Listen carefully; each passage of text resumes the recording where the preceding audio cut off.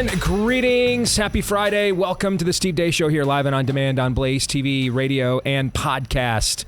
My name is Steve Deace. His name is Todd Erzin. His name is Aaron McIntyre. We're going to reconnect with our good friend Josh Hammer here in a moment when we get started on the Deace Group. Of course, Feedback Friday coming your way next hour. We are brought to you by our friends over at First Cup Coffee Company. They got a flavor for every freedom-loving American. They share the same values that you do as well. Faith, freedom, but also excellence. Don't just buy it because they share the same values that you do. Buy it because they make great coffee and they share the same values as you do. They put the roast on date right there in every single bag because freshness is kind of their trademark there. So you can see it is shipped to you within days of being roasted. Just go to firstcup.com. Use the promo code DACE. You'll get a discount when you do. Firstcup.com, promo code DACE. That's firstcup.com, promo code DACE. And now it is time for the Deace Group.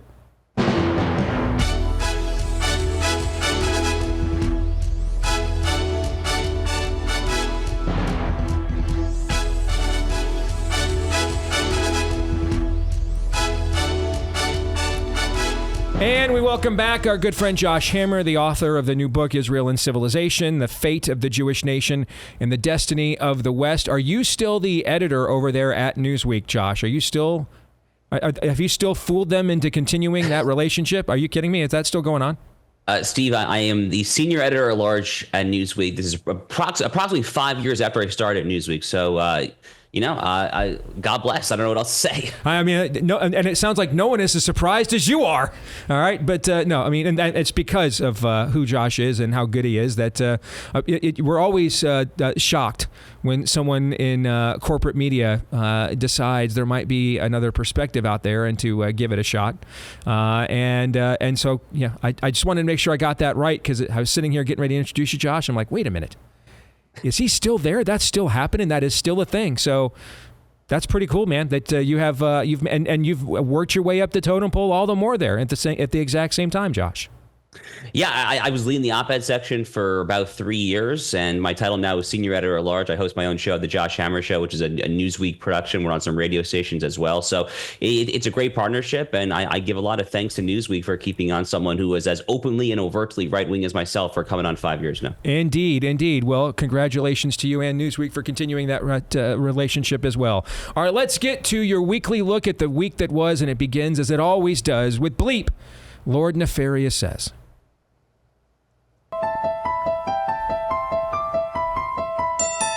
Hilarious to see these millionaire media pundits on TV clutching their pearls about someone standing a murderer when this is the United States of America, as if we don't lionize criminals. What I condemn is the violence of our system, and I would love for you to acknowledge that. I'm not asking you to condemn the system.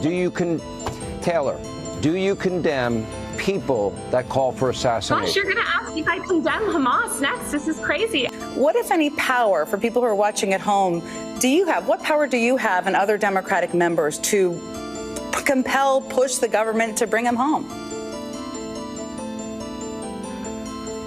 Well, we have the power to shape public sentiment. We also demand the return of Kilmar Abrego Garcia in El Salvador. Charlotte, you and I have talked about this offline. I mean, the Republicans love to fearmonger. That's their currency. It galvanizes people to vote based on fear, not on facts. I always like to say, don't vote on feelings, vote on facts.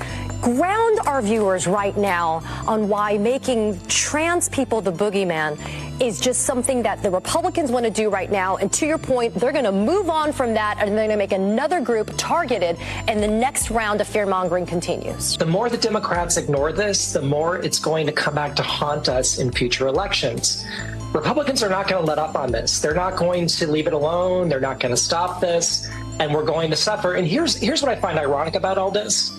It's very easy to fight back on trans issues. The science is on our side. I think if every trans woman who was arguing on TikTok Live currently about whether or not trans women are valid in female spaces just went into a woman's bathroom, peed standing up, looked at a TERF while walking out, and said f***ing cry about it, we'd live in a better world.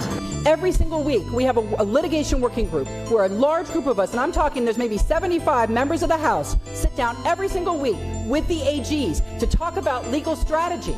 This is all going on every single week behind the scenes. As a minor attracted person, aren't you? And drag queens. In wake of this tragic incident, our family has been under attack. Whatever you think what happened between Carmelo and the Metcalf boys, my 3 younger children, my husband, and I didn't do anything to deserve to be threatened, harassed, and lied about. So I feel really connected to that strong, divine feminine right now. A new movement was born in the name of reproductive freedom, only this time it was a movement to see to it that lawmakers in Lansing would take away the archaic, draconian, and unjust laws from our state constitution. I actually got to witness the resurrection. I had the honor and the privilege and the responsibility of representing this church in the room where Governor Whitmer signed the bill into law repealing that unloving and unjust law. And that is the resurrection. And that is the good news of Easter. I have to tell you, that's one of the worst montages we've ever had. Thank you. I mean, it is. On Good Friday. Yeah, and there, we've had grosser, we've had more disgusting, we've had more cringy. But in terms of intellectualizing just straight up spiritual darkness, that is one of the worst we've ever had. There is a singular clip in there that is, I don't even know what a Katie fan is. Never heard her name in my life until this clip. But that clip from, I guess now we call him MSNBC 13. All right, that clip, okay, is among the most demonic things that's ever aired on this show. I mean, that is just a straight up, not even a description, just a straight up, we're live from the pit of hell. All right. The people of feelings, we vote on facts, you vote on feelings. We're the people of truth, as she talks to a man in ridiculous lipstick and a ponytail. I am just, wow. Aaron, we gotta do a wellness check after you put that together, man. How are you feeling? All right, because you've been exposed to all of that longer than we have by compiling that. You all right? You okay after seeing all that? Routine, willful disassociation. That's how we deal with this. I mean, wow. All right, so Josh, I hand it over to you, man, as our guest. What was the most vile of the vile, brother, that you just suffered through, and why? Well, first of all, let me just say that as I was watching this straight from the pits of hell, I had the exact same thought that you had, Steve, which is that I've been honored to be a very frequent guest on the Deace Group for 5-6 years, however long it's been now. And this is among the most satanic montages that I've ever seen. I mean, this is evil, evil stuff. And I think you were very correct to note it's Good Friday, Easter Sunday for Christians. For us Jews, this is the end of the Passover holiday this weekend as well. This is a very spiritual time on the calendar. And I think that this stark, unambiguous moral dichotomy between the truth of the Bible and our biblical inheritance and just the utter, pure, unmitigated, atrocious evil and diabolical Satanism that we just saw there in that montage.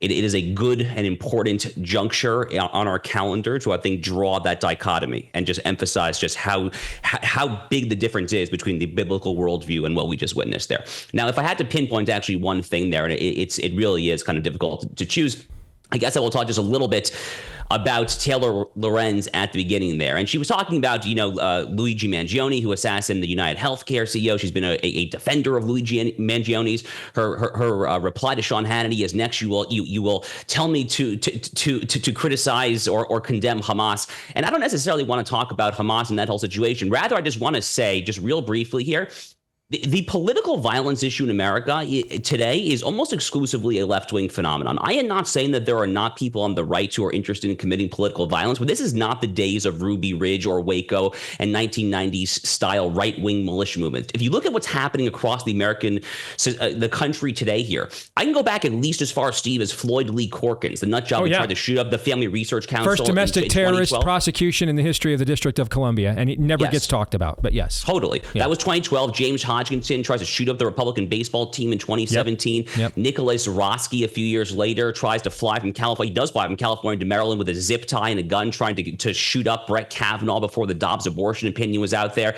The Covenant school shooting in Nashville, Tennessee. Ryan Routh trying to assassinate Donald Trump. I mean, I could just go on and on and on. These so-called Josh, if we're all Hitler, then why wouldn't you launch your own Project Valkyrie then? If we're all Hitler, why wouldn't you do that? That's just actually the logical conclusion of the rhetoric. The people acting out to that nth degree, Josh, are really the ones that are actually doing the math.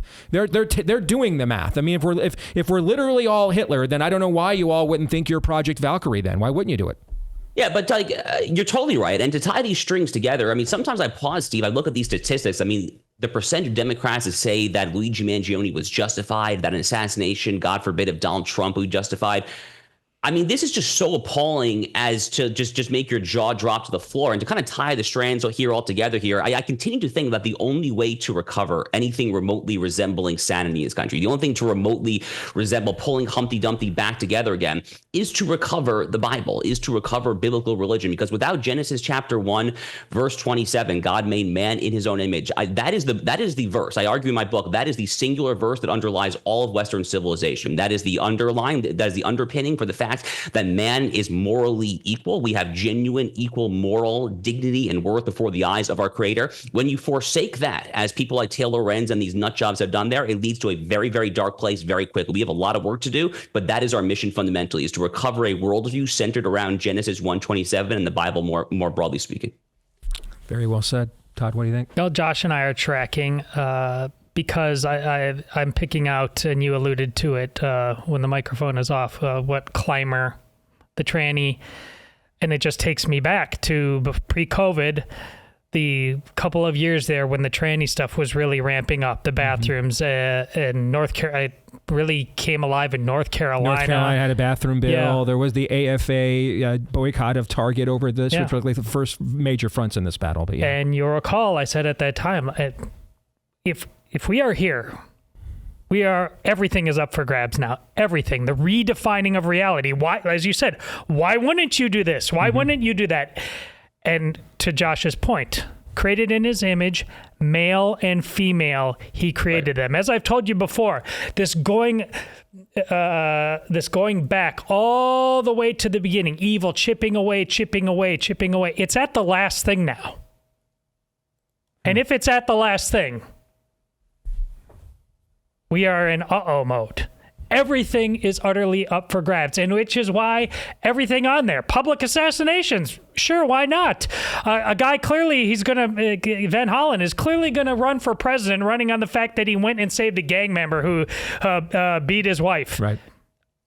Folks, and this is why some conservatives confuse the Save Girl Sports thing. Obviously, my family's passionate about this. This isn't about sports. This is about what Josh says. This is about we are image bearers. In his likeness, male and female. The Save Girl Sports thing is about defending reality of itself. And if we can't put the brakes on that, Steve and Josh are absolutely right. Why wouldn't they assassinate Hitler? We got to get our math correct on this because we are way too comfortable in our thinking. Aaron, that's well said too. Yeah, how am I supposed to follow up both of those responses to this, which were incredible antidotes to what you just saw in that montage? But pinpointing one clip is very difficult to do this week. But I gotta piggyback on the Charlotte Clymer clip there. What does our colleague Oron McIntyre say? The left, the communist, will hollow out your religion and wear it like a skin suit. Mm-hmm. Well, what you saw that MSNBC host do is hollow out reality and wear it like a skin suit. I mean, that was the singularity of leftist projection that you just heard there. Yep. Katie Fan, it's more like Katie Flan, because I think that's what her brain is. But that's what progressivism does. It's a cancer. It is a cancer. It must be excised. And I'm talking about the motivating, the driving ideology. And that's so difficult to do when you hear people like Clymer say the science is on our side, cut to some very, very, very confused A very, very confused man talking about how he wants to go pee standing up in the women's restroom and tell a woman to go bleep herself and cry about it. It's really difficult to divorce the ideology from the human being, but we, even in these very dark times, we cannot forget that even those people are made in the image of God as well. We have to remember that. Otherwise, if we don't remember that, we're going to turn into some grotesque version of them as well. So it's the ideology that must be excised and defeated and be vanquished with viciousness. But we can't forget that those people are made in the image of God as well. That's really difficult to do when they make it so easy to hate the person. I don't know. I thought you did pretty well there. That was also well said. So I'm not going to say any more because that would ruin the moment. So let's get right to the exit question. On a scale of 1 to 10, with 1 being the odds our beloved colleague and sister Jill Savage ever has to worry about being sexually harassed by Lindsey Graham, and 10 being the odds Abrego Garcia, he does. I mean, everybody knows Lindsey loves the bad boys with some brown sugar. It's kind of a, what do they call those things? A known secret. Isn't that what they call those things, Todd? You know, right? No? Anyway, rank this week's level of total depravity. Josh. That's the clearest 10 I've ever seen in the Deace Group. No doubt. Absolutely no doubt. Todd. 10. Aaron. 10. I mean, 10 doesn't do it justice. All right, before I get to issue 2, remember this thing, we had it a few years ago, and it used to be one of the more profitable sectors of Americana, and it was kind of considered to be fundamental to the American dream. Steve, you remember this term. It was called real estate. Was out on my long 75 hard afternoon evening walk last night. I saw something in my neighborhood and I had to stop and pause. It was a for sale sign. I'm like, what are those? What is that? What is that? I mean, we just have not had a real estate market in this country, or much of one, for 5 years. Between the scamdemic and let's go Brandon. So we're trying to make real estate markets great again. Looks like Trump may fire the Fed chair any day now because he's ticked about interest rates not being cut. All right. So if you want to get back into that real estate market, if you want to be that brave soul in my neighborhood putting that sign in their yard, or maybe you're looking at that house now, that you're thinking the time has come now to make that move we've been putting off, whichever side of this you're on, and especially if you're going to do them both at once, I've done that before, then you definitely want to make sure you've got an agent you can trust. We'll set you up with one where the name says it all. realestateagentsitrust.com. That's realestateagentsitrust.com. Often these agents will refer to you, are from right here in our audience, so you guys have common values there too. But the most thing you've got in common is you need an agent with a track record of success, and they have that, right? Otherwise, we wouldn't recommend them to you. So get started at realestateagentsitrust.com. All right, let's get to issue 2, judicial insurrection. This week, Judge James Boasberg said there is probable cause to hold President Donald Trump in contempt for refusing to end deportation flights from a previous ruling. Boasberg had issued the emergency order on March 15th against the flights of illegal aliens that were ordered by President Trump. The president invoked the Alien Enemies Act of 1798. Boasberg, who has been a naked judicial partisan, said Wednesday he found probable cause that Trump had showed a willful disregard for the order. In his ruling, quote, "The court ultimately determines the government's actions on that day demonstrate a willful disregard for its order, sufficient for the courts to conclude that probable cause exists to find the government in criminal contempt," end quote. This week, California Congresswoman Laura Friedman said the quiet part out loud. Every single week, we have a litigation working group where a large group of us, and I'm talking there's maybe 75 members of the House, sit down every single week with the AGs to talk about legal strategy. This is all going on every single week behind the scenes. It is nonstop talk, nonstop introduction of bills and legislation, nonstop being on social media as much as we can without being throttled and without the crazy analytics, and doing all these things. Judicial tyranny continues to march on. So just to reset some numbers here, we haven't talked about them in about a week or so. All right. But in the month of February alone, Donald Trump faced more, quote, universal injunctions, end quote, from the judicial branch just in the month of February alone than the Biden administration did in its 4 years of entirety. So this was the administration that left our borders wide open. This was the administration that, essentially went, Alien and Seditions Act with big tech in order to clamp down on dissent. Like today, for example, the White House under Trump admitting that COVID came from a lab leak in China. Those are the kinds of things that the Biden White House worked with big tech to censor you for not being able to say. Then there's the whole thing of, well, you have to take this toxic genetic serum that doesn't actually work, and our CDC director just went on CNN a month before I issued this executive order admitting it doesn't even stop the spread of COVID and doesn't work, but you have to take it if you want to work. All right, so that's just a taste of what went on under the Biden administration for the last 4 years, and yet Trump has faced more judicial injunctions in February than Biden did for all 4 of his years. Furthermore, if you look at the source of the quote unquote universal injunctions that Trump has faced in his presidency thus far, which isn't even at 100 days yet, it'll be 100 days here at the end of this month. 92% of those injunctions came from justices appointed by Democrats. 92% of them. So a lot of people don't remember that at the time, Barack Obama set the record. Josh could correct me on this, but I believe I'm doing this from memory, Josh, so forgive me, but I believe Barack Obama set the record for most 9-0 rulings ever against a sitting president in the history of his term. I believe he set that record, okay? So these injunctions that are going against Trump, 92% of them are from Democrat-appointed justices. It's naked partisanship. It's a naked judicial insurrection here. So Josh, you're the subject matter expert here as well, as a former clerk on the U.S. Court of Appeals. So for maybe the most conservative federal judge in the country, Judge Ho, right? So what's the solution here? What's the Trump White House do? Well, it's actually a perfect segue, Steve, because I was actually going to open my remarks here by talking about a concurrence that Judge Ho wrote in a Fifth Circuit case literally yesterday, so that it's quite timely, where he accuses these lower court judges across the country of engaging in what he refers to as district judge supremacy, which is a wonderful term of art. I have not heard that exact term before. I'm delighted that he put it into a federal judicial opinion. But this notion that he's getting at here is this notion that these single judges, so the Court of Appeals in America, you get a 3-judge panel. SCOTUS, they have a limited docket. They can grant cases as they like. There's a very limited number of cases where they have mandatory jurisdiction, but they typically take up their discretion. There's 9 justices there. So 3 courts of appellate, and then the lower district court judges are just 1 judge. I cannot emphasize enough how antithetical, anathematic to our entire system of governance, our entire separation of powers it is, to allow one single judge of his own stroke of a pen to try to shut down an entire federal government program. That is simply just not how it works. So you want to get into some constitutional text here.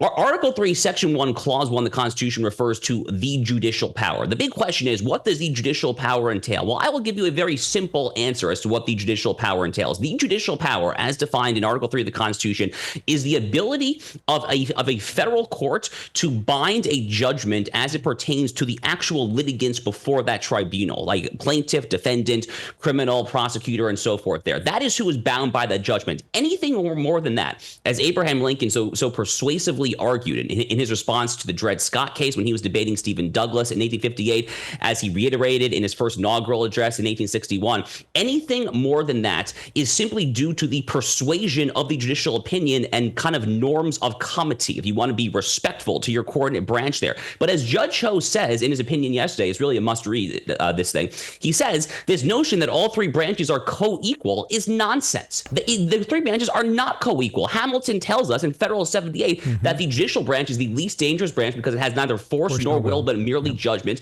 and depends upon the efficacy of the executive branch, even for the enforcement of its own judgments. So this total schmuck, Judge Boasberg in D.C., threatening criminal contempt. I mean, I'm sorry to kind of go there, but okay. I mean, literally, you and what army? Yeah. I mean, if he files it, this is important. Our audience needs to hear this, and they need to hear it from someone, not me. Okay. All right, because I've been beating this drum on a local show and a national show for 15 years. So we need to hear it from someone who could get into Duke. I couldn't, okay? And they need to hear it from someone who clerked on a U.S. Circuit Court of Appeals. Let's say Judge Boasberg issues a contempt citation against President Trump. Josh, what happens next? Okay, so one of multiple things could play out here. So the actual legal body responsible for serving a contempt a contempt order like this would be the U.S. Marshals. Note that the U.S. Marshals, again, citing Hamilton in Federal 78, the Marshals don't work for the federal courts. Their paycheck does not come from Article 3. No, they're part of the executive branch. They're part of the DOJ. They're part of Article 2. So they actually work for Pam Bondi. So Pam Bondi, if she really wanted to, could simply say, do not execute this. And then we can kind of play that out from there. But let's just play it out even further. Let's say that they actually execute this this contempt against XYZ administration officials. Trump can just pardon them.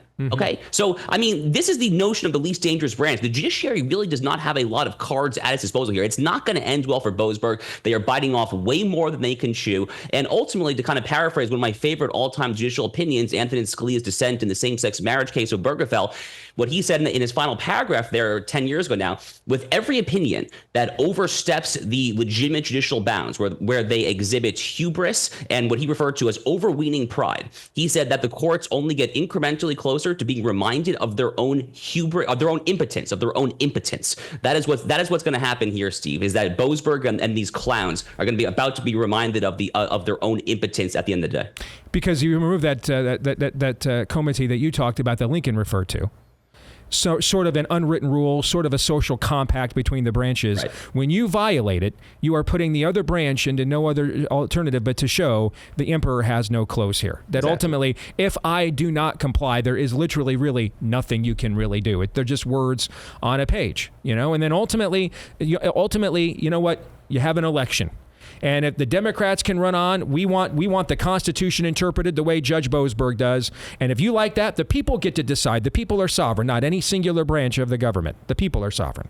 The people want Judge Boasberg's decision. They have a party that they can vote for that gives agency to that. They can vote for that. And if they like Pam Bondi and the DOJ under the executive branch of Donald J. Trump, who they elected president, if they like that interpretation of the Constitution in the process, they can vote for them. But this idea of these judges just constantly being able to force branches to do which in and of themselves they cannot enforce or do only just further confirms, as you said, their impotence. So let's get to the exit question here. All right, about how this ultimately all plays out in the end, based on what you just heard from Josh. A, the judicial insurrection successfully stillborns the Trump presidency, as Russia collusion and the scamdemic did to some extent his first term. B, Trump defeats the judicial insurrection and thus diminishes the scope of judicial tyranny moving forward because the precedent would already be set. Hey, we showed the American people the emperor has no clothes here. We pulled their pants down. There was nothing they could do. And whatever you think Trump is capable of doing, I think, for example, President Vance has already indicated he's way more willing to do far more moving forward with that as a baseline precedent. And then C, Chief Justice John Roberts gets more aggressive in reining in the lower courts out of fear that Trump will do exactly what I just said in segment B. Aaron, what do you think happens here? So I would like it to be and the horse you rode in on. The Trump administration issues a memo saying we have found probable cause that Judge Boasberg can go kick rocks. But I think it's probably, this is John Roberts trying to rein in what he can in the lower courts just to save face. I think that's probably the most likely. Okay, Todd? Roberts as well. This thing can't end until Congress makes it end. It has to take its job back. It has to eliminate circuit courts. Until it does that, there's nothing that's going to change about that. It is defaulted. Or limit their jurisdictions, and they can do. Congress has the power to do all of those. Yes, things. Congress has the power to do a lot of things, folks. It's really the most powerful branch. It's just the people there can't wield the power because they can't. They can't get their stuff together. What do you think, Josh? Which of these options do you think is most likely?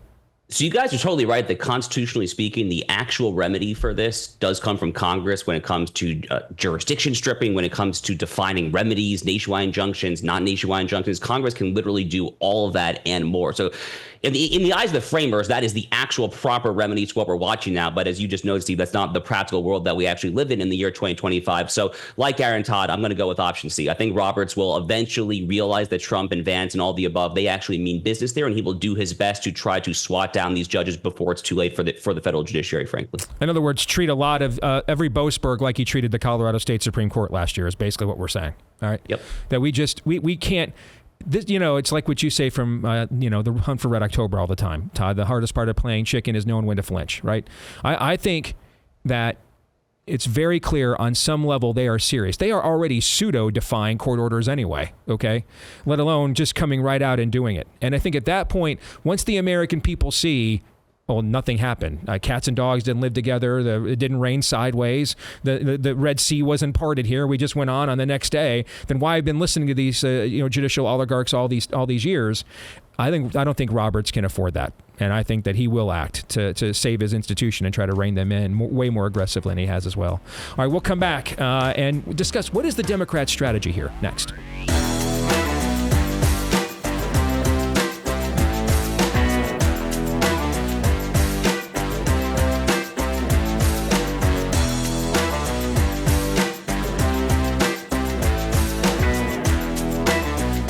As we celebrate this holy season, let's take a moment to reflect on God's creation. You just heard Josh Hammer, our guest on the Deace Group, talk about being uniquely made in the likeness and image of God. That's the first time in all of human history there is any kind of religious oracle that claims human beings are made in the likeness and image of God, including, by the way, men and women singled out at the same time. The first time that ever happens in all of human history. In any form of religious oracle is when Moses writes those words in Genesis 1 that Josh cited earlier. Well, if you go to the Psalms, you can learn that God knit you together in your mother's womb. His eyes saw your unformed body. He saw you were created, who you were created to be, even before you became you. And preborn ministries, they're in the fight to fulfill that word in as many lives as possible because they understand that life is sacred, life is eternal. As C.S. Lewis said, you've never run into a non-immortal ever in your life, and you never will. We're all going to live forever in the life to come in one place or another. All right. So many women right now struggling with an unplanned pregnancy and what to do and are contemplating, frankly, the murder of their own children. And it's not just the murder that they will commit and the death that will cause, but then what that will do to their own conscience and their own soul in the process. And so Preborn understands that. That's why it's a ministry. That's why it tries to reach these women as many as they can. And last year, you helped them reach over 60,000 women. And a good portion of that is because of the generosity from our audience here at The Blaze. So let's keep it going. Your tax-deductible donation of as little as $28 could fund an ultrasound that would double a baby's chance at life. All right, so how many more babies can we save? Let's find out. Give your best gift today, tax deductible, by dialing pound 250 and saying the keyword baby on your mobile phone. That's pound 250, say the keyword baby on your mobile phone, or go to preborn.com/Steve. Again, that's preborn.com/Steve. As we welcome back, he is now the head honcho over at Newsmax. All right, so anything that goes wrong there, you blame Josh Hammer. Newsweek. I say Newsmax, my bad. Newsweek. So if in fact, blame Josh Hammer for Newsmax as well. Just blame him for everything, essentially. All right, just blame it for them all. All right, let's continue on with our weekly look at the week that was with issue 3. What is the Democrats' strategy here? Let's do a Democrat vibe check. Here's DNC Vice Chair David Hogg. For them, because we go out there as Democrats all the time and say democracy is the most important thing. We have to defend democracy. We fail to acknowledge that this generation, democracy is what put us through school shooter drills and school shootings. It's what's put us through the climate crisis and so much more. What we have to do is prove that democracy matters by standing up to the special interests that are killing the American dream and making our young people lose faith, not only in our party, but the future of this country. Okay, let's check in on James Carville, who during the last election was an outspoken critic of his own party. I just think that it is an outrage that this guy is down there, and if the Democratic Party can't stand up for him, who the hell are we going to stand up for? Nobody. Nothing. If you have to stand up, we stood up for people with civil rights, and you got to do everything you can to get this guy back home. Okay, well, here's Democrat Senator Chris Van Hollen, who finally got his wish for his photo op with a wife-beating, MS-13 gang-banging, illegal alien suspected human trafficker by the name of Abrego Garcia. Surely the kids are all right, though. Here's a window on a building at Kent State University with a mural of President Trump's head on a stake with the words, "We only have to get lucky once." Pure, unmitigated, seething rage. That seems to be the Democrats' strategy. So, Josh, we have been discussing this all week, all right? And we're tapped out, so I'm going to turn this over to you. I've worked strategy in political campaigns, held that job for Senator Cruz in his presidential campaign. I've done this professionally at a pretty high level. I try to take that experience into this show. I'm constantly counseling our audience, even though it doesn't do good for clicks. Don't disrespect your opponents. They're not all clowns. You know, they're on scholarship over there too. All right. They're not all idiots. You know, I usually can put myself in the other side's shoes with their worldview and try to understand why they would pursue an angle or say a thing that they think would be of a benefit to them. I have to tell you, on this one, I'm in Candace Owens territory. I have no answer. I can't come up with anything intelligent to say. I have no idea who the constituency is for we have to bring this illegal alien back or America is over. I don't know who they're trying to reach. The strategy makes no sense to me. I don't know if you saw the latest poll CNN had. I mean, at the trend line of deporting everybody that remotely looks like a foreigner. Next week we might have to stop our own side from internment camps. That's where the energy's at right now, Josh. People are just freaking tired of it. Okay, I have no idea why this is their hill to die on. It makes no sense to me whatsoever. Can you make sense of this? Well, I hate to disappoint the Deace Group audience, but I'm not entirely sure that I can, because like many, I've been wondering the exact same thing and mostly coming up short, but I guess I can try to walk through my line of thought here. So I'm really happy that this montage included Jimmy Carville. By the way, Jimmy Carville actually teaches a class in New Orleans at Tulane University. My brother was actually the token conservative in that very class about a decade ago or so. So yeah, kind of a funny personal story there with the Hammer family. So, Jimmy Carville, as this clip noted, he actually was calling out his own side during the last presidential election. I mean, he was one of the loudest voices in the room, telling Kamala Harris and the whole clown brigade, you guys are going too far on gender ideology, on immigration here, on all these 80-20, or frankly, at times even 90-10 issues there. So the fact that he has essentially done a 180-degree turn since January 20th, to me, that is instructive, because what that says to me is that this is pure, unmitigated force of personality of Donald Trump. One of Donald Trump's great superpowers in life. He's not necessarily the most competent when it comes to a number of things, but one of the things that he is most gifted at is making his various enemies lose their everlasting minds. He is incredibly, incredibly gifted at that. And we're seeing that across the entire spectrum there. There was a moment where Democrats could have actually flipped the switch. Heck, it seems like in very ham-handed, clumsy fashion, Gavin Newsom, of all people, is kind of sort of maybe trying to do that out in California. I'm not entirely sure exactly what he thinks his end goal is, but he's kind of sort of trying to do that. There was that interview with Charlie Kirk about biological males and women's sports and so forth there. But the fact that even someone as purportedly moderate, as at least formerly moderate as Jimmy Carville is doing this, that just says to me that this is coming from a very personal level. I mean, the term Trump derangement syndrome is typically overused in our discourse there, but I really think that's actually very much so what we're seeing there, because you're right. There is no constituency for a Democratic senator flying to go see this guy in El Salvador. There is no constituency for, as at Donald Trump's joint congressional address about a month and a half ago, how the fact that they did not get up and cheer for Peyton McNabb, this poor high school girl who had a brain hemorrhage from the biological male volleyball player, almost caused her a life-threatening injury.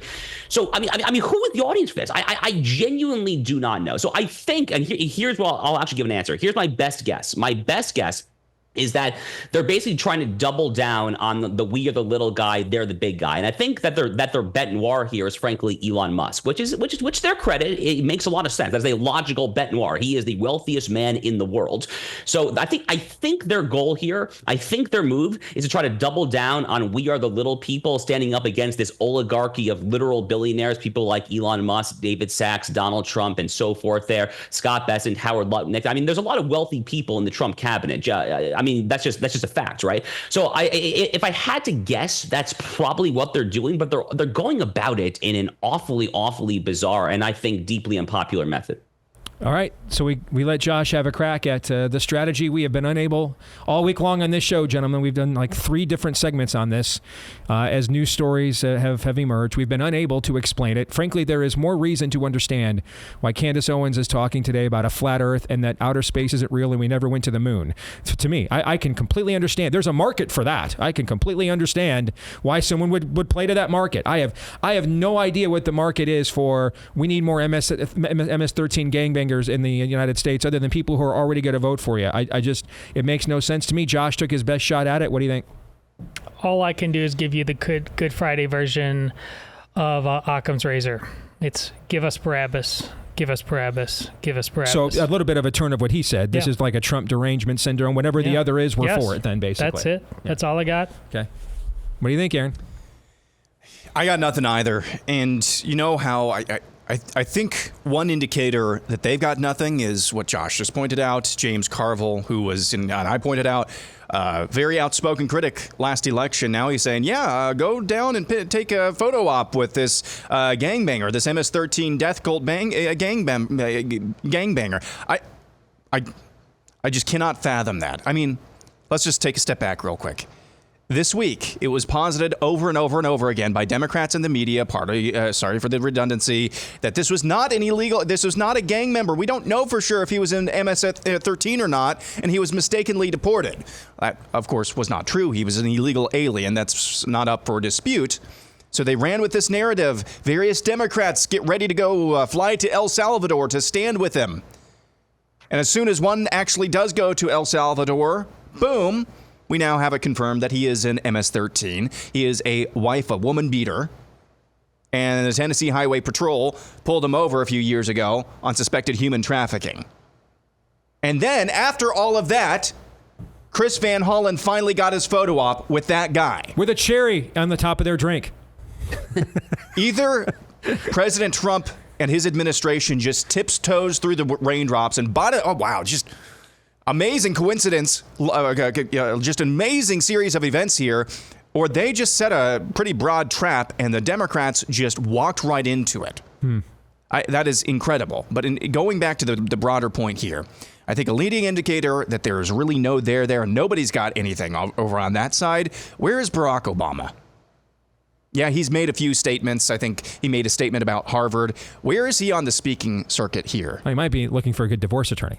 Yeah, there's that as well. I don't think, I'm just going to say what I've said over and over again this week. What we're seeing now with the Democrat Party is what they have been for the last 10 years especially, but absence pragmatism. And what pragmatism means is absence leadership. Mm-hmm. So there was always this seething rage under the surface with the Democrats, but they always had the leadership to kind of keep them at arm's length. That's not there anymore. All right, I'm going to flip up the exit question because you guys have inspired me here. Okay? Exit question. Should Donald Trump propose that he will bring Mr. Garcia back home, but he has to live in Connecticut because Connecticut is now the official state for MS-13 gangbangers and human traffickers, and since they love them so much, they can have every last single one of them. Yes or no? Connecticut? Yes, Connecticut. Yes. No. No. You're a no? Josh, what are you? I would say no. I'm generally sympathetic to the hoist the liberals on their own petard line of thought. I mean, a la Ron DeSantis, Martha's Vineyard a few years ago. I mean, I'm sympathetic to that. But in this case, this dude is already at Camp Bukele down in El Salvador, and I'm just as inclined to just let him rot there for a very long time. All right. Aaron, what do you think? Yeah, I'm saying no.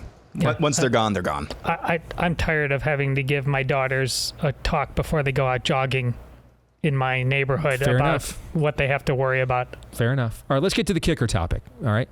I want to get to everybody's reaction. Let me grab that real quick. Sorry. That's all right. I want to get everybody's reaction to the meme that Aaron is about to grab. And it cut you deep. It does. It did. Well, this one cut me deep. It did. And then, what's your favorite lie that you tell yourself? All right. We got it? Yeah, this is going. The reason it cuts you deep is this is going back to the whole thing about soy lecithin. Lecithin. Right. Yeah. So here's the meme. All right, here it is. It's Where is my freaking desktop? For the love of God! All right, I'll just say it while you're trying to find it. Okay. I'm having salad for lunch, so I can have 3 dozen Reese's peanut butter cups tonight. All right. That is.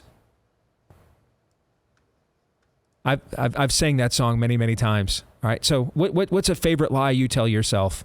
Just in time. There it is. What's a favorite? Grief. What's a favorite lie you tell yourself because of a guilty pleasure that you enjoy?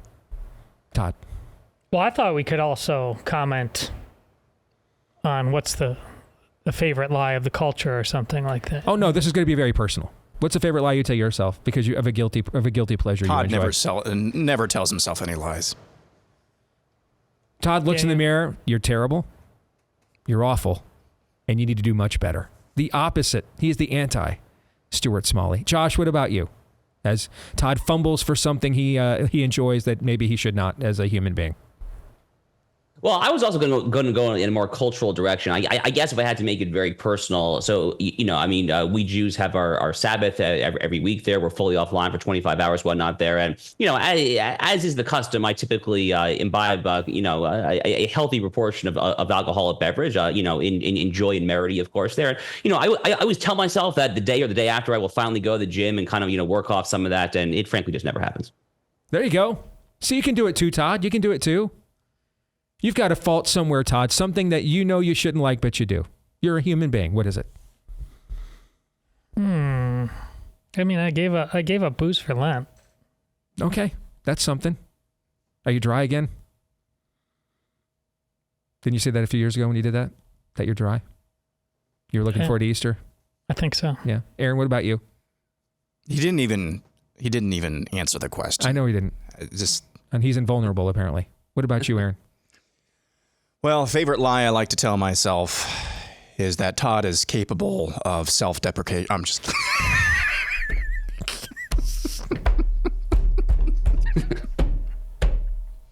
I'll go back to what I said.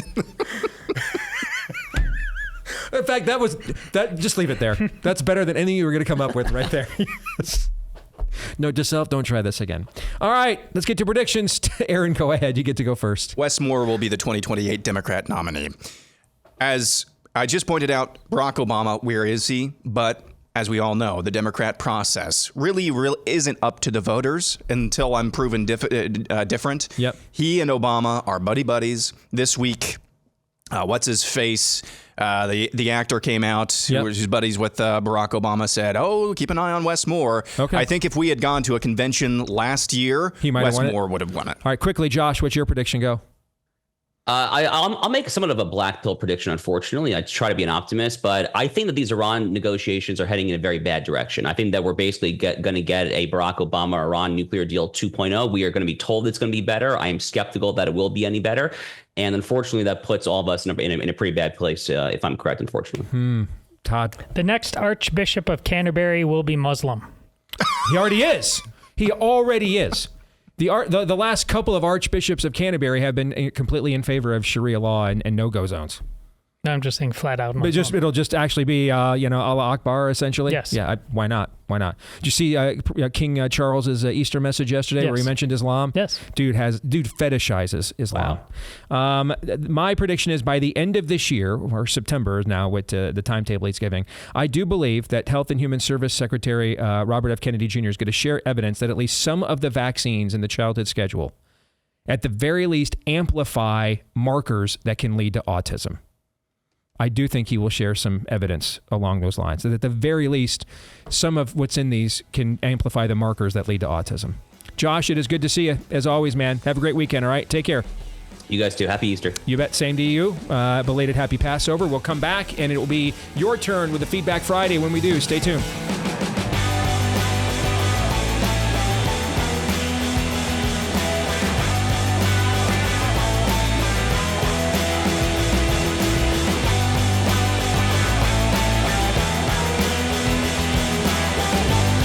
All right, we're back here with Hour 2, live and on demand on Blaze TV, radio, and podcast. Steve Deace here with Aaron McIntyre, Todd Erzen, and all of you. And you can all let us know what you think about what we think via the stevedeace.com inbox. Do so by emailing the show, steve@stevedeace.com. That's DEACE.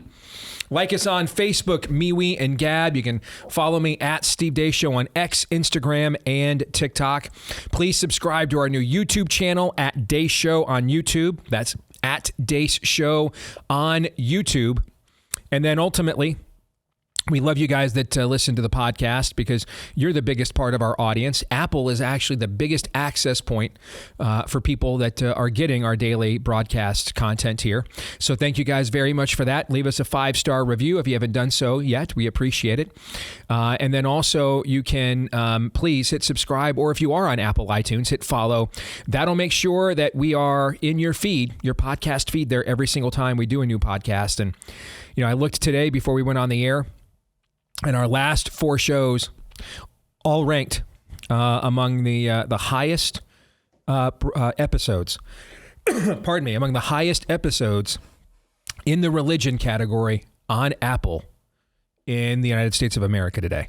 So that's really incredible and much appreciated. So thank you very much to each and every one of you.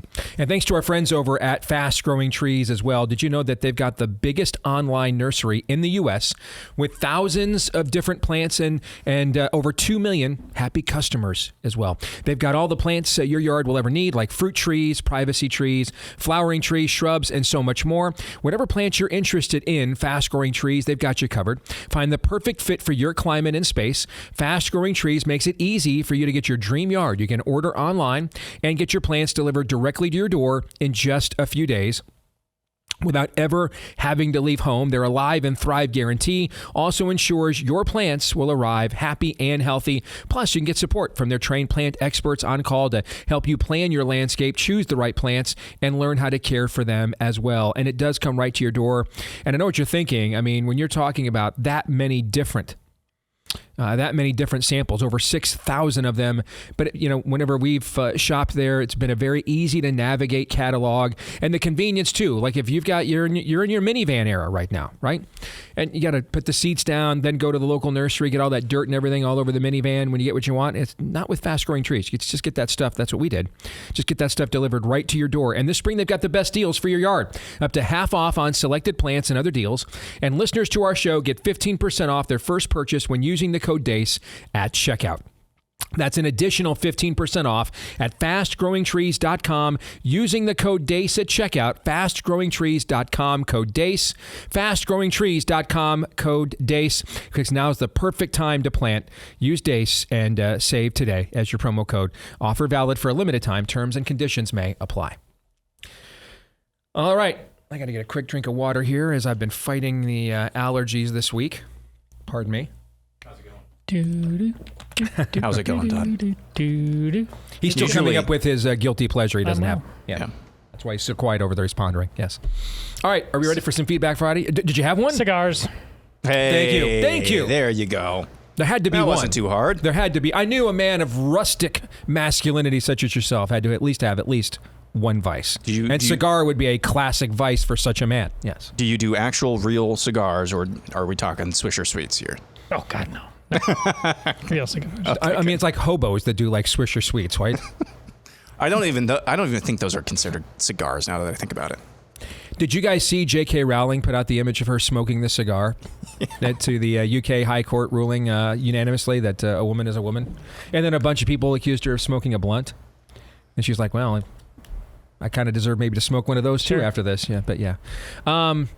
Let's get to Feedback Friday. You guys ready to go? Yes. You bet. So I want to lead off with this because, hey, one man's story seems true till you hear the other side. That is one of the proverbs. We cite it every so often on this show. And I came down, pretty hard on Focus on the Family located there in Colorado with when we looked, a lack of action on this just overtly demonic legislation that the state of Colorado is attempting to turn into law, that not even Gavin Newsom would sign this into law in California just a year or two ago. We got a reply back, actually, from Focus on the Family, and I want to share it with you guys. I'm going to read it to you verbatim. I think it's only fair to let you hear what they have to say, and then you guys make up your own minds. I believe we're going to have Glenn Stanton from Focus on the Family on the show next week, Todd, correct? Tuesday, yes. Tuesday. And let me say this because I want their letter to be the last word until we talk to them directly, because I think that's the most fair thing to do. The one thing that I think will be paramount is the kinds of churches that you're probably going to need to engage to defeat this thing. Focus on the Family is more likely to be able to reach those churches. If you know what I'm trying to say here. Correct. You know what I'm saying? You kind of get where I'm picking up when I'm laying down here? All right, there's a layer of church that it will take to overcome this in Colorado. And this is why we need Focus on the Family, because those are the kinds of churches that maybe are a little bit softer, frankly, that they could have credibility with and get them activated on. That's why we singularly called them out. All right.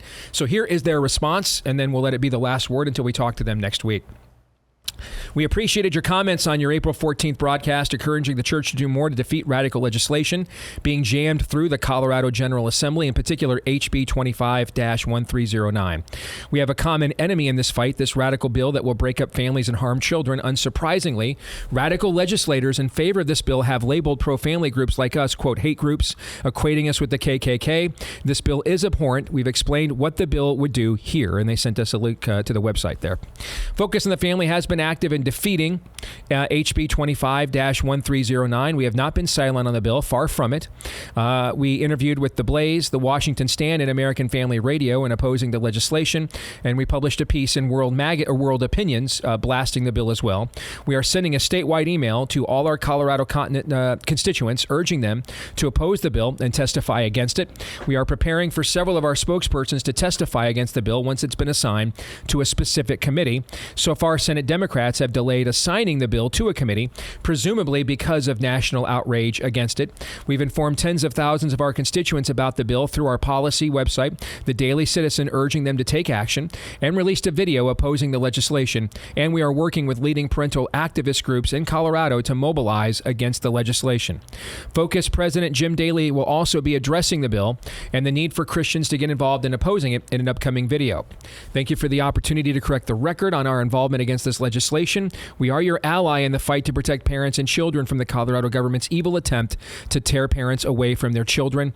Glenn Stanton, who authored The World Peace, would welcome the opportunity to join you on your show to discuss further this awful piece of legislation. And we replied back, and that will again happen next week on Tuesday. So I wanted to make sure that we shared Focus on the Family's response here on the show as well. And we appreciate that. And we look forward to that conversation next week. All right, let's move on here on Focus, or as we continue focusing on Colorado. Todd, you'll find this one of interest. My name is Father Adam Bradshaw. I'm a listener to you guys' show on a pretty much a daily basis. Very grateful for your insightful political commentary. I want to comment on your episode today regarding what's happening in Colorado in the church. Now, I'm a Catholic priest, so I can only speak for the Catholic Church. I cannot comment on the criticisms of other denominations, but you're right. I've not heard as much regarding the terrible legislation from the so-called regarding the so-called right to gender transitions. I haven't been asked what's going on with I haven't asked about what is going on with the bishop's response to this particular bill, but I know there is a fight against the legislature yet again, another attempt to fund state-sponsored abortions, which at this moment is awaiting Governor Polis's signature. Maybe it seems they're concentrating all their attention on that. We just had a big March for Life rally here at the Capitol. We have very good bishops here, as a matter of fact, on a different topic, but the bishops released a statement in January regarding the church's stance on the immigration issue in lieu of the newly begun Trump administration Part 2. And it honestly is a great articulation of natural law and the gospel. So overall, the bishops have been good about calling Catholics in Colorado to action. I can only vouch for the Capitol they have spent in trying to get the faithful to make a public witness for their faith. But Colorado is in continual Sodom and Gomorrah mode here. It is absolutely obsessed with abortion and anything demonic. The lay faithful here, especially the younger generation, are increasingly faithful to the church's traditional teachings, as are the clergy. You may have seen a recent study done last year that virtually all young priests and men in the seminary do not identify as liberal. So hopefully that will translate in the near-ish future for the incoming bishops. I know this is something you've talked about in the past, Todd, the need of generational changeover. Anyways, didn't want to make this too long, but it is a terrible situation here. No matter how much the bishops have called out the evils of abortion-assisted suicide and the evils of gender ideology, the stats keep increasing in support of these measures. It's Denver and Boulder that dominates every single issue in the state. We can do better for sure, but seeing how things go on the ground here, I want to vouch for the credibility of our bishops and our clergy and the work of the faithful against this juggernaut. Fraternally yours in Christ, Father Adam Bradshaw. Todd, you have any thoughts? Well, it tracks with what I know to be true broadly beyond the borders of Colorado. I can't speak to the specifics of Colorado other than what he laid out for me. But unfortunately, the conservative white paper version of the Catholic Church is just not going to cut it. I don't care how conservative and orthodox that the letters that went out, the missives that were read from the pulpit. Ultimately, we need Pope John Paul getting off the tarmac in Central America and going down the line, shaking hands until he gets to the liberation theology communist priest. And absolutely, it's on. You can find it on YouTube. Just lectures right there in front of everybody. We need very active people, leaders of the flock out there naming names. I just saying the words just simply isn't enough. It is time to get out there, go into the temple, and turn over the table of the money changers and crack that whip. Joe writes, in the past few years, I've become much stronger in my faith, and your shows had a lot to do with that. Well, thank you, Joe. We appreciate that. That's also created an issue in my marriage that wasn't there previously. When my wife and I got married 15 years ago, neither of us were very religious, and we rarely went to church.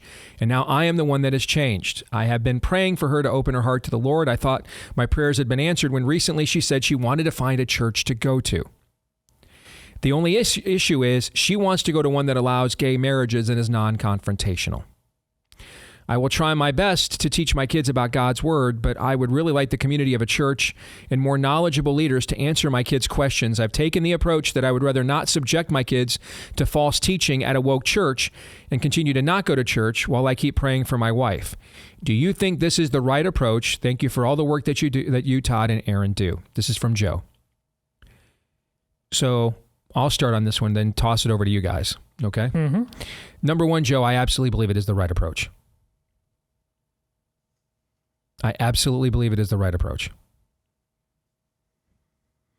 You cannot indulge your wife's idolatry. You're not permitted to do that. That stinks. That sucks. Because you love your wife and you love your family.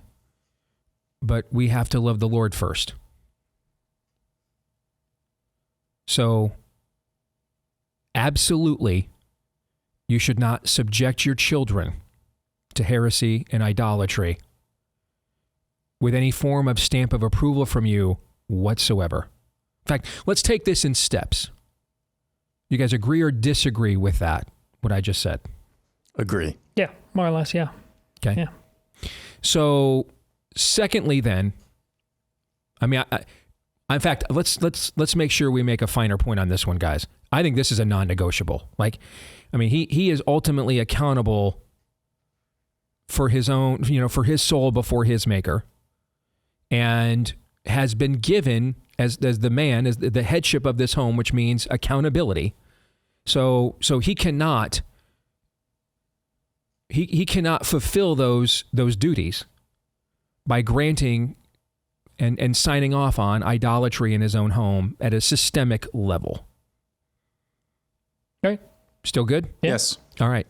So now we get into well, that's a very hard thing, but the problem, well, it's hard, but it's also very simple and cut and dried. And clearly your conscience already knows this. This is why you've been in this you've been practicing that non-accommodation even before you sent this note. Okay? Where do you go then from here? Ultimately, you are responsible for what goes on in your home as the man. But you are not fully and totally responsible for what happens to your wife and children. And that's a narrow road. There's a lot of paradoxical natures of Christianity. And paradoxical nature comes when we still have this mortal flesh that is attached to all and attracted to all the things that it was before we were converted, and yet now our soul is alive and our spirit is alive and we've been born again. So there's a paradox right there. All right. A God who became a man and was fully God the entire time, but then set his divinity aside for a time in order to suffer with us and for us. There's a paradox right there, right? All right. Die to live, lose to win, share somebody else's burdens, suffer for meaning. I mean, those are all paradoxical statements, right? Okay. And so paradox, you will have to, whether you're Joe here in this note or anybody within the sound of my voice, you are going to have to be capable of embracing paradoxical nature and thinking to some degree in order to be a part of the priesthood of every believer and to finish your race. Because you're in the world and not of it. And when we all are living Romans 7 that we talked about a few months ago, to varying degrees throughout different times in our lives and over various different impulses and temptations, but that's with us until the day the Lord calls us home, is that paradoxical nature. The good I want to do, I don't. The evil I want to do, I don't want to do, I do. What a wretch am I. That paradoxical nature is with us. So we have to wrestle with this. All right, that's why we don't give up meeting together. That's why we need accountability. That's why we need each other. All right? So, but if you believe that you are fully responsible for her and the children, then you will begin to make accommodations and calculations and compromises that you cannot make.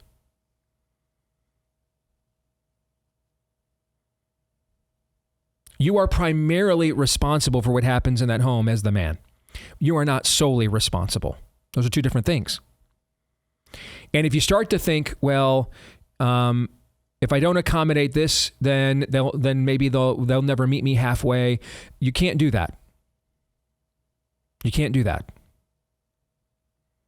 The most important thing that I think any man in this situation could do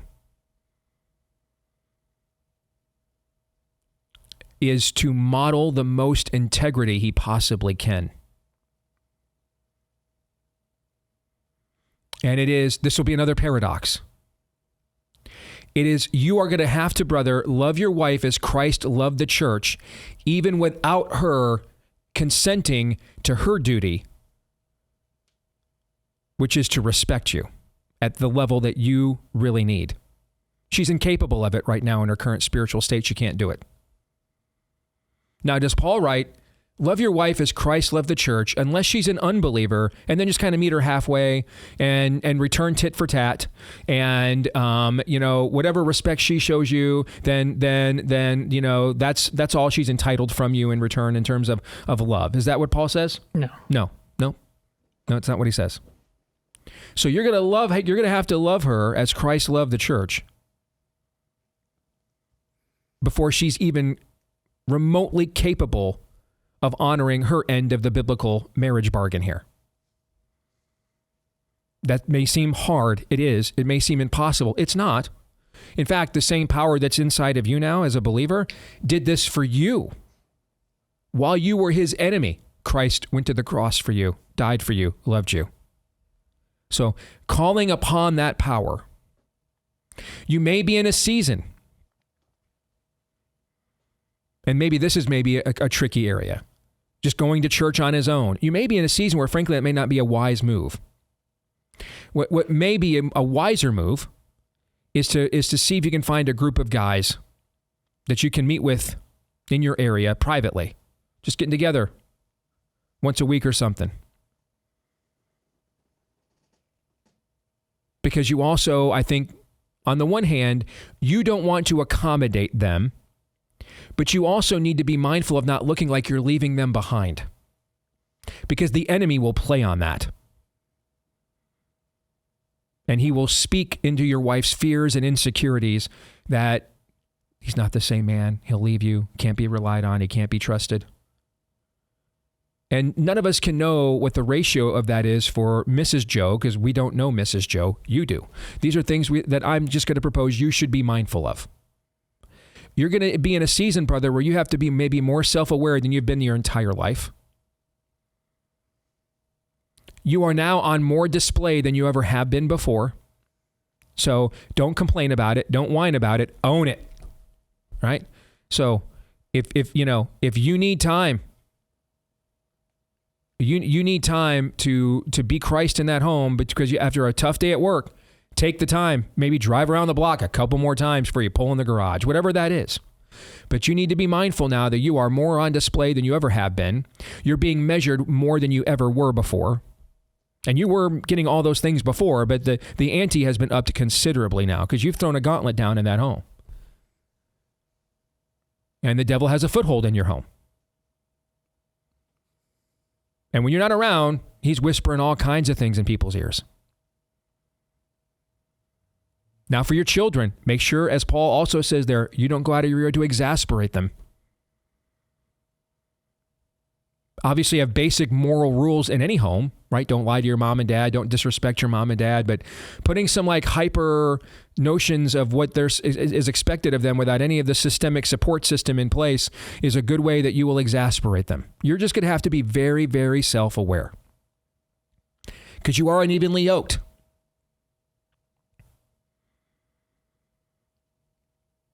Now, the situation that you face was very common at the time the Bible was written, particularly the New Testament. People getting converted, and the rest of their family isn't, their husband isn't, their wife isn't. So I would urge you to read all those epistles for confidence, to know you're not alone, that you're in a common, difficult, don't get me wrong, it's difficult, but common situation, at least in the history of the church. So through you and what's happening in your life, Christ is establishing a beachhead in your home. The enemy already has a foothold in your home, and he is not going to give it up without a fight. So you need to be mindful of that fight. And if you're going to say that I have a new inspiration in my life, then they need to see evidence of that taking place in your life. You need to be very mindful of that. And this is going to require more love, joy, peace, patience, contentment, fruit of the Spirit, than anything you could ever model to them before, even on your best day. Now, the good news is, as I told you yesterday when we did, Romans 8, verse 11, the same power that rose Christ from the dead is now at work in you, Joe. So you're capable of doing this, actually, provided you rely on that power. But you're going to have to rely on that a lot. You guys want to add anything to that at all? Just really briefly, there's a paradox going on here. Remember, this two shall become one. And while because of how you've been changed, now you are further apart, perhaps, than you've ever been, but also at the very same time, there is a far greater likelihood that you can be closer with your wife than you've ever been, because you could never be, as you were, truly close. Something's happening in you that allows that for you now, and that has moved you both further apart. But you have got to hold on to that oneness as hard as you can in the ways Steve talked about. And unfortunately, we don't know more specifics because we might be able to be of more help then. But hold on tight and realize that it is your obligation more than hers to make that happen now. More is being asked of you now. That's the deal. And it's a privilege and an honor. And that is true love. Amen. Indeed. And this is not novel. I just want to underscore that. It's hard, but it's not novel. It's not something that just cropped up in the past 100 years or 1,000 years.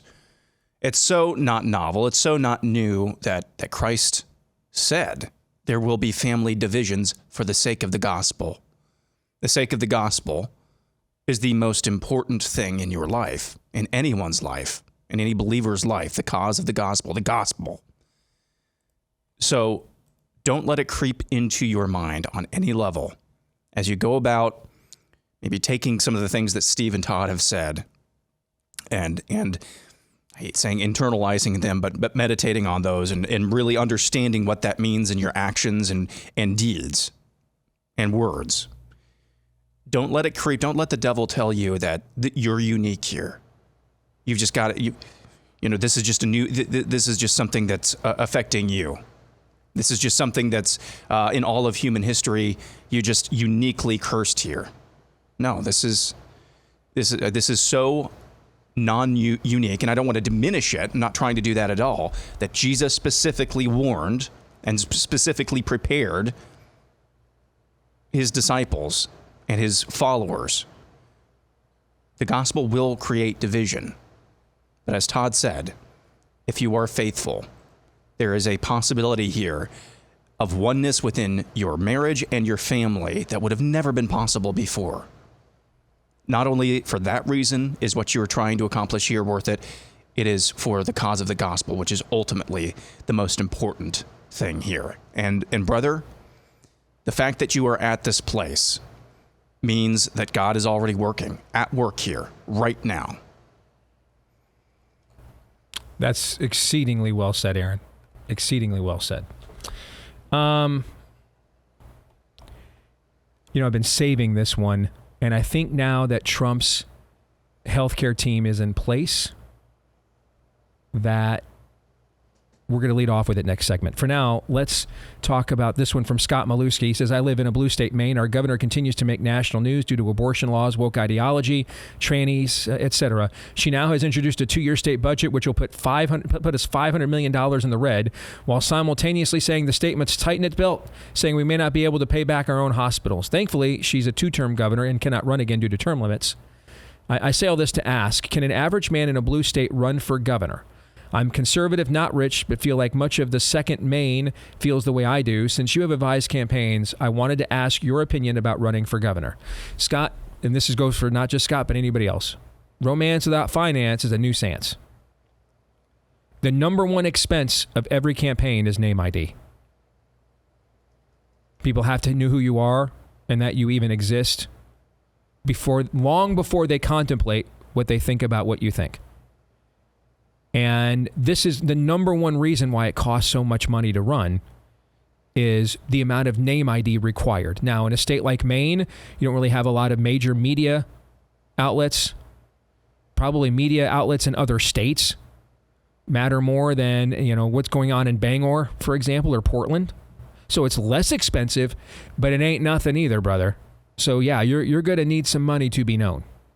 People need to know who a Scott Maluski even is.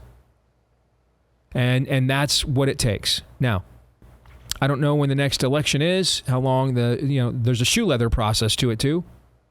But the old days of you could also just door knock with everyone having one of these devices right now, and I'm holding my iPhone in my hand, with everyone having one of these devices right now. If this is where you do connect with the vast majority of people, is right here. I just said 30 minutes ago, the number one way people connect to our broadcast content is through the podcast version, particularly via iTunes or Apple. That's the number one portal for accessing our broadcast content. So this is just what it takes to be relevant. And that means name ID matters now even more than before. People have Ring cameras and everything else. We joke about Aaron never answering the door. Lots of people don't even answer their door anymore. Don't answer their doors anymore, right? They don't know you. They don't answer. So it takes a lot of money in order to be known. And that's what a lot of the money that you see spent on campaigns is really all about. Name ID.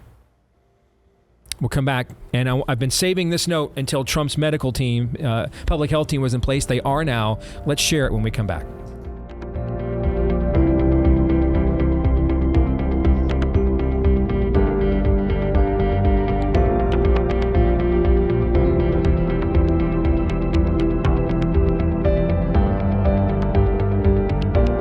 Hey, we're busy, we're on the go, not to mention fresh produce is not cheap.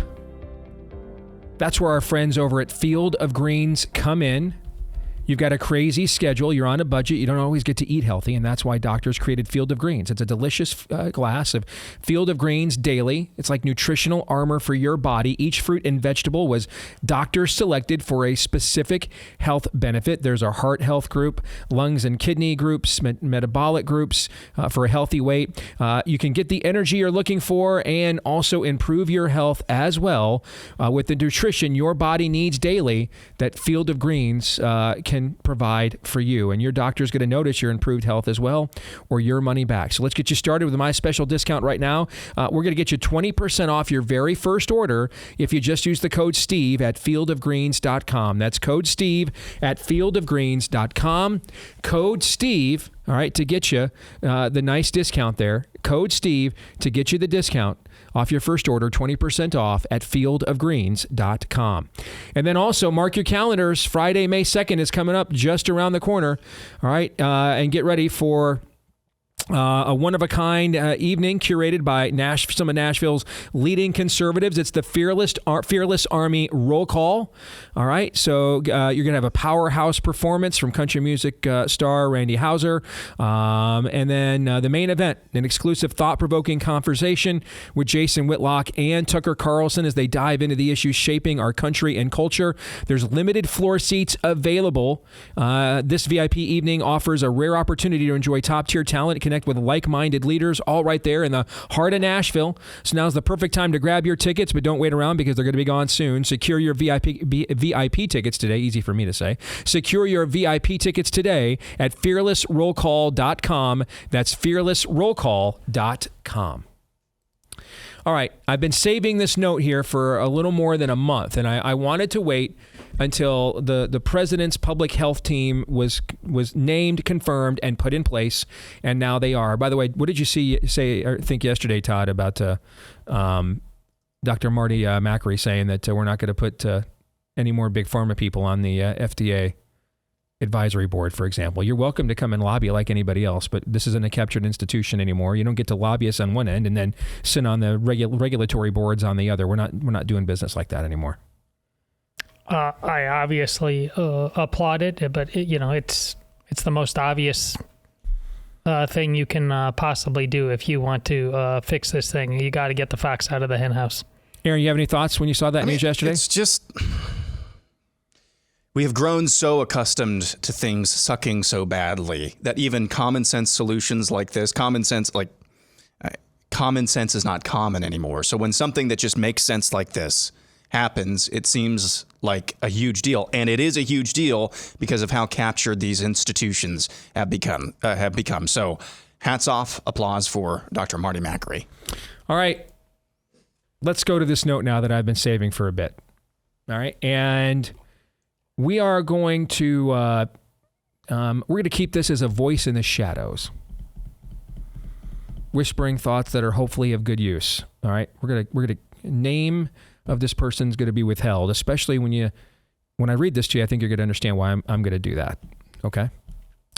Here are some thoughts about how the incoming CDC director and the rest of Trump's public health team can hit the ground running. I'm sending this because I have some awareness, having worked within this bureaucracy for almost 30 years. I recently retired from there. And I was in a mid-level management position, so I was responsible for learning how to get things done within the bureaucracy. Here are some pointers. Number one, the easiest way to complete some legitimate studies of vaccine adverse effects might be to bring in external academics who are good at what are called interagency personnel agreements. An IPA is essentially a cost-sharing arrangement between the CDC and an academic institution. Typically, they are for about 25 to 50% of the time, and for that portion, the interagency personnel agreement is considered a CDC employee. Therefore, say someone like a Scott Atlas would have access to all the CDC data, conduct an analysis, and publish it, with a key limitation being that if he used his CDC affiliation, it would have to be cleared internally, but this can be dealt with in a few different ways. Fiscal year 25 deadline for IPAs will be in the summer sometime, probably around July. IPAs typically cannot be initiated under a continuing resolution, so they'd need to have appropriation approval. Let's take these one by one. What do you think it means that a guy that that just retired after spending 30 years in management at in our healthcare bureaucracy says? If we're going to have an honest conversation about this, we're going to have to bring in somebody completely from the outside. That Jay and Marty and Bobby essentially give the keys of the kingdom to and give access to. Yeah. Because the existing system is frankly just not, this is his number one point. The existing system is just not willing or capable of this. I think it says what I've been telling you all along. Yes, Bobby Kennedy should not be needlessly stepping on rakes by using certain language that makes his most loyal followers wonder if he's starting to lose his heart like others have in the past. Okay.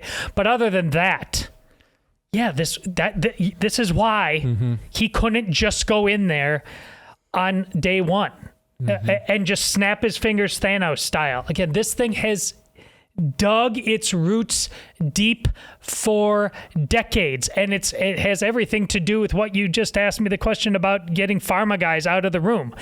Aaron, his first reaction, it should be obvious, but it wasn't for a very long time. Why? These people are bought and paid for. Number two, some work can be done via contract. Now, there are different deadlines for meaning you have to contract this out, all right? You can get different deadlines in different departments in order to fund these kinds of things. All of the administrative steps take about 3 weeks at best, and then cooperative career staff could easily stall things out to cause deadlines to be missed. There are task order contracts with later deadlines that can sometimes be used.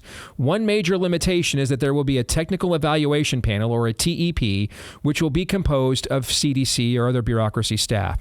So if there was a solicitation to analyze, say, the association of vaccines and autism, for example, keep in mind this note was sent to me a month and a half ago.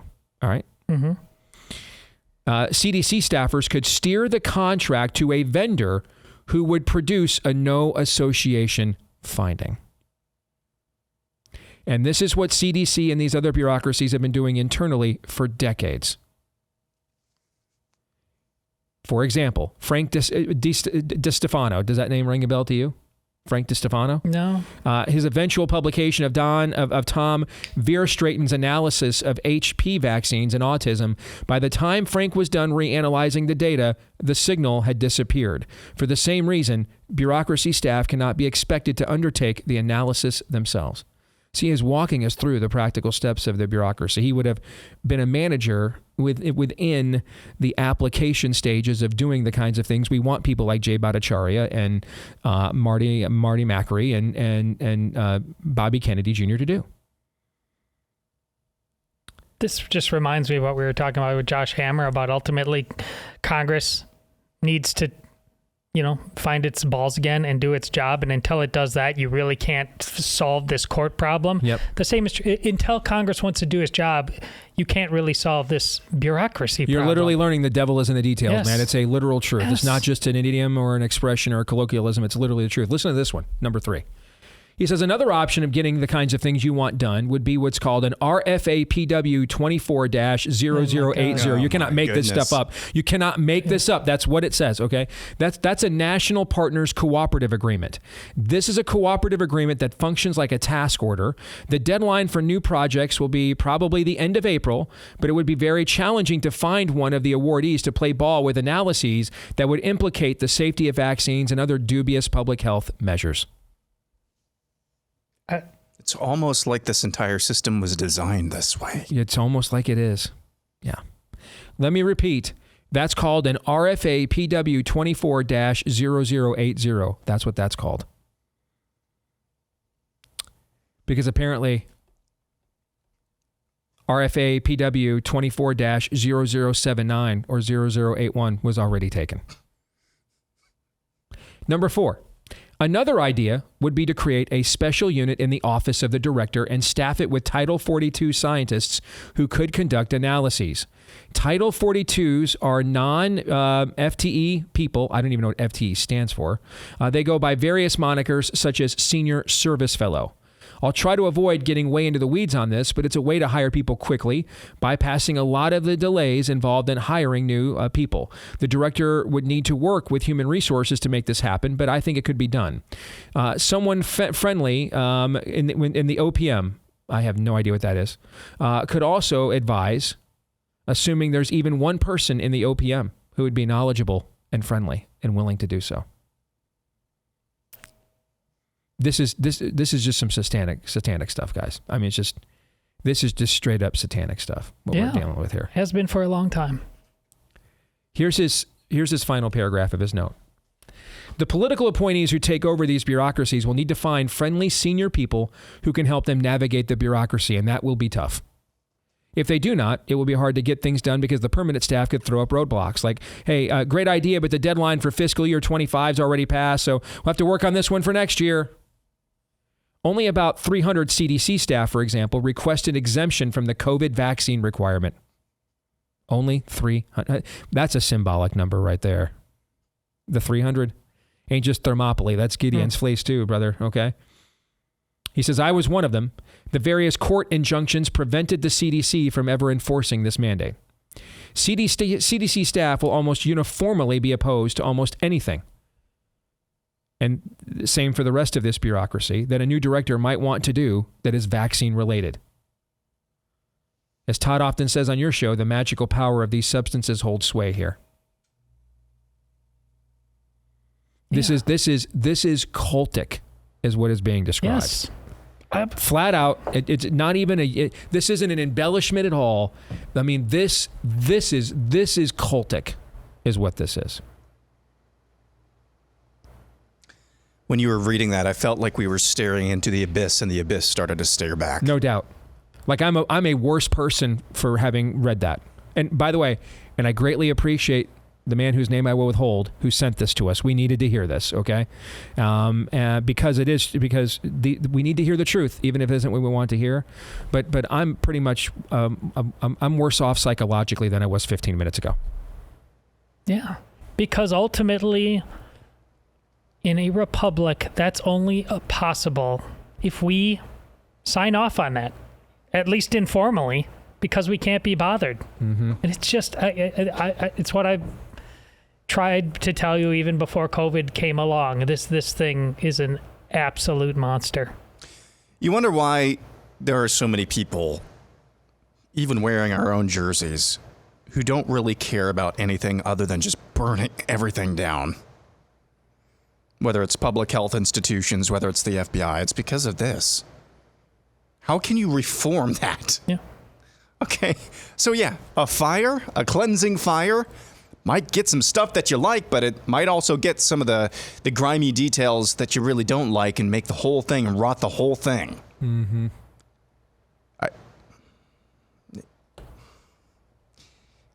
I'm kind of speechless. I know. Because I just... This is like Office Space, but nihilistic. Yes. It made it into a nihilistic TPS drama, report. not a comedy. Yes. I mean, this is just...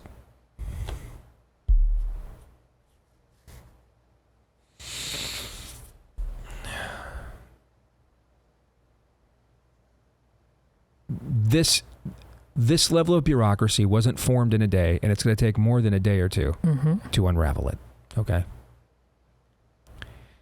Brady Robertson writes, I think there needs to be an honest discussion on Trump's tariff plan and its repercussions. Not necessarily the merits of whether or not we should be applying them to other countries and whether or not it's a good thing. That's a moot point considering he's made up his mind. And we have a bunch of Dan Crenshaws tugging their Lindsey Grahams. There will be an increase in cost of living, whatever you want to call it or classify it as.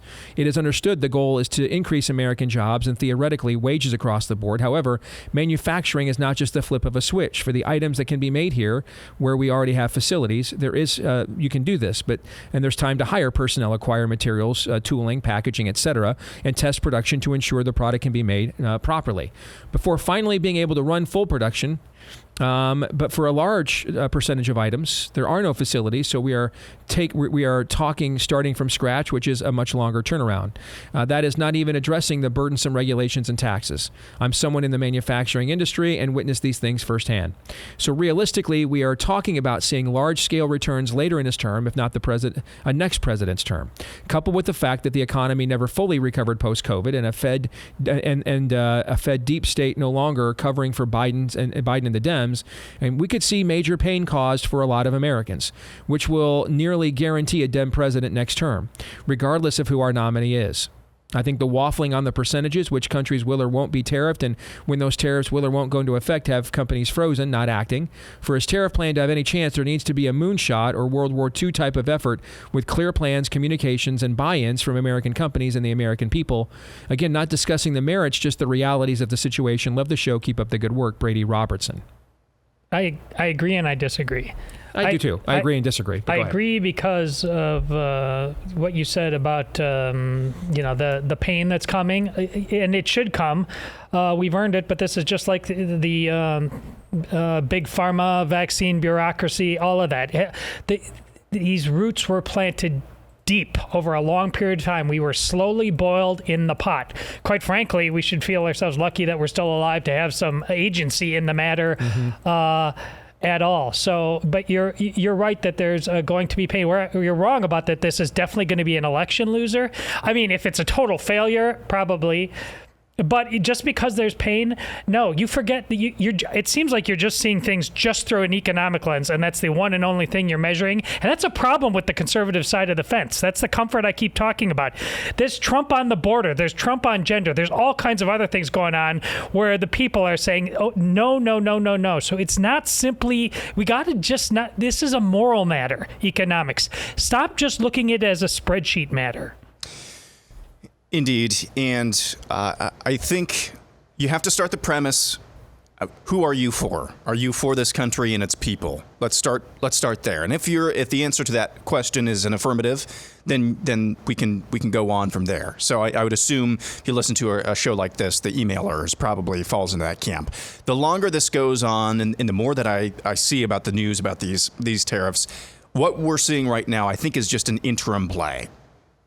So we wake up on June 1st or July 1st, and we have a hodgepodge of countries that are aligned with us, maybe up to 70, maybe it's only 35, that we have better, freer, fairer trade deals with, and we do some sort of deal with China. I think that's just an interim play to maybe jumpstart where we want to go ultimately. Mm-hmm. And so I do think we actually will see some longer-term tariffs on China and China alone. But to be fair to Brady, we do have infrastructure challenges along the lines of what he's talking about because of what we've done for the last few decades. He's right. Have a great Easter weekend. Romans 8:28.